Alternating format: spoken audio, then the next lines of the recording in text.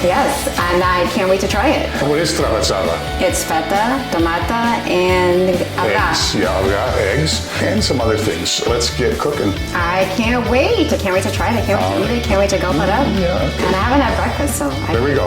Greek brunch.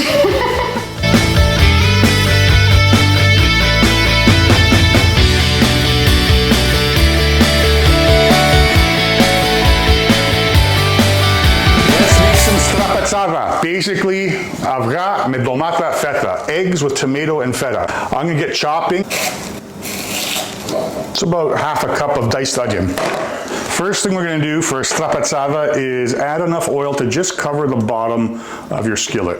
What temperature would you normally have this on? Medium heat. I'm gonna add our onions in. I like adding onion, it just gives that added flavor for the strapatsada. The best strapatsada is going to be with grated tomatoes. And you're going to use the large side of the box grater. These are smaller tomatoes, so I got 4, but 2 medium-sized tomatoes should be good. And you can't beat a nice ripe in-season tomato. We're going to let this heat up. We'll continue afterwards. Keep a little pepper? Yeah, much better than the bell pepper. Third of a cup sliced. Our mixtures come up to a simmer. We have that medium. I'm going to add some salt, which is going to help remove the liquid from our tomato. A little bit of pepper at this point. We'll add some at the end.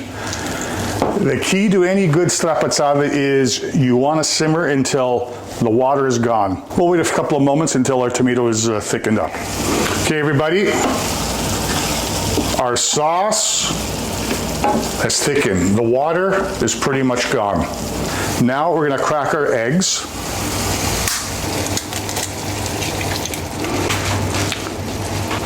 What I like to do is let this set a bit. And also what I'm going to do is going to add some of the green pepper in now. If I added the green pepper from early on, it's going to taste really peppery. This way they're going to cook down, but not overtake the flavor of what's going on here. You can start scrambling early. It depends on the texture. Like my texture is going to be a little bit tighter. Okay, that's why I'm letting this egg kind of cook a bit. So now we're going to break them up. See what's happening here? Yeah.